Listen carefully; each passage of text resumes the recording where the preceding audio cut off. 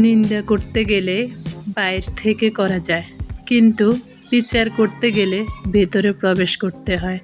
Hello, আসসালামু আলাইকুম বন্ধুরা, কী অবস্থা আপনাদের সবাইকে পবিত্র রমাদান মোবারকের শুভেচ্ছা। সবাই কেমন আছেন? আশা করি ভালো আছেন। আমরা আলহামদুলিল্লাহ আপনাদের দোয়ায় ভালো আছি।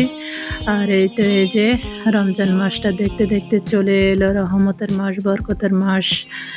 আর এই যে আমাদের রমাদান, প্রথম রমজান আলহামদুলিল্লাহ খুব ভালোভাবে কেটেছে। আমার ছেলেটাও রোজা রাখছে, আলহামদুলিল্লাহ। ছেলেটা তারাবিও পড়ছে। আপনারা সবাই দোয়া করবেন আমার ছেলেটার জন্য। আর তার জন্য এত কিছু আয়োজন করলাম ইফতারির।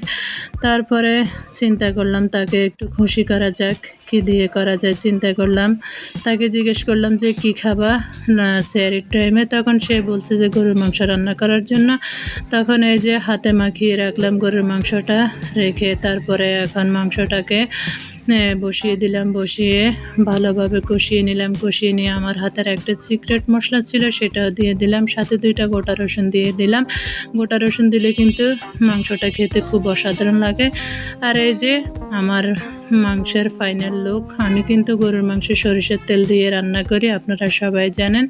তার মাঝে মাঝে একটু মশারির ডাউল রান্না করলাম, বেশি করে টমেটো দিয়ে একটু মশারির ডাউল রান্না করলাম মাংসের সাথে। কিন্তু মশারির ডাউলটাও কিন্তু ভালো চলে, ভালোই লাগে খেতে মাংস দিয়ে।